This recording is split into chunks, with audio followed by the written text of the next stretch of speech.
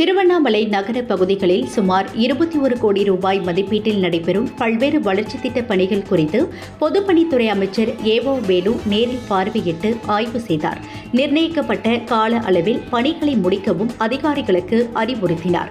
திருவண்ணாமலையில் நடைபெறும் பல்வேறு வளர்ச்சித் திட்டப் பணிகளை பொதுப்பணித்துறை அமைச்சர் ஏவா வேலு இன்று நேரில் ஆய்வு செய்தார்.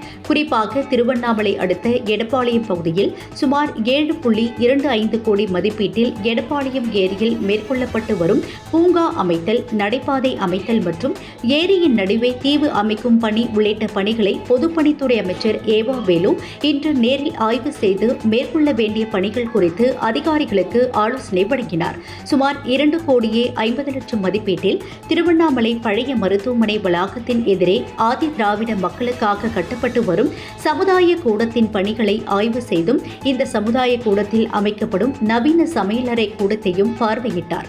மேலும் மாவட்ட ஆட்சியர் அலுவலகத்தில் சுமார் 12,18,00,000 ரூபாய் மதிப்பில் 13,000 சதுர அடி பரப்பளவில் கட்டப்பட்டு வரும் 3 அடுக்கு கட்டடத்தை நேரில் ஆய்வு மேற்கொண்டார். பின்னர் செய்தியாளர்களுக்கு பேட்டியளித்த பொதுப்பணித்துறை அமைச்சர் ஏவா வேலு, வாரந்தோறும் மாவட்ட ஆட்சியர் அலுவலகத்திற்கு திங்கட்கிழமை மக்கள் குறைதீர்வு நாள் அன்று அதிகளவு பொதுமக்கள் வருவதால் தற்போது உள்ள இடம் நெருக்கடியாக இருப்பதால் சுமார் 12,17,00,000 ரூபாய் மதிப்பில் புதிதாக குறைதீர்வு கூட்டரங்கு கட்டப்பட்டு வருவதாகவும், 2ஆம் தளத்தில் தமிழக முதலமைச்சர் நேரடியாக அதிகாரிகளுடன் தொடர்பு கொண்டு மாவட்டத்தின் வளர்ச்சிப் பணிகள் மற்றும் மாவட்டத்தில் மேற்கொள்ள வேண்டிய திட்டங்கள் குறித்து காணொலி காட்சியின் மூலம் ஆய்வு மேற்கொள்வதற்கு வசதியாக அனைத்து துறை அதிகாரிகளும் பங்கு பெறும் வகையில் காணொலி அரங்கம் அமைக்கப்பட்டு வருவதாகவும் தெரிவித்தார். மேலும் இந்த திட்டத்தில் அனைத்தும் மிக தரமாக நடைபெற்று குறிப்பிட்ட கால அளவில் இந்த கட்டடங்கள் பயன்பாட்டுக்கு வர வேண்டும் என்ற நோக்கத்தோடு தற்போது ஆய்வு மேற்கொண்டதாக தெரிவித்தார்.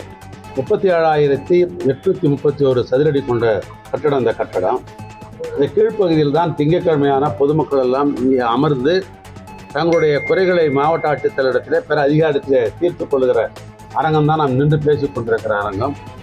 இதில் ஏறத்தாழ 1000 பேர் இங்கே ஒரே நேரத்தில் உட்கார்ந்து மனுக்களை மாவட்ட ஆட்சித்தலைவரை சந்தித்து கொடுக்கிற ஒரு அரங்கம் இந்த அரங்கம்.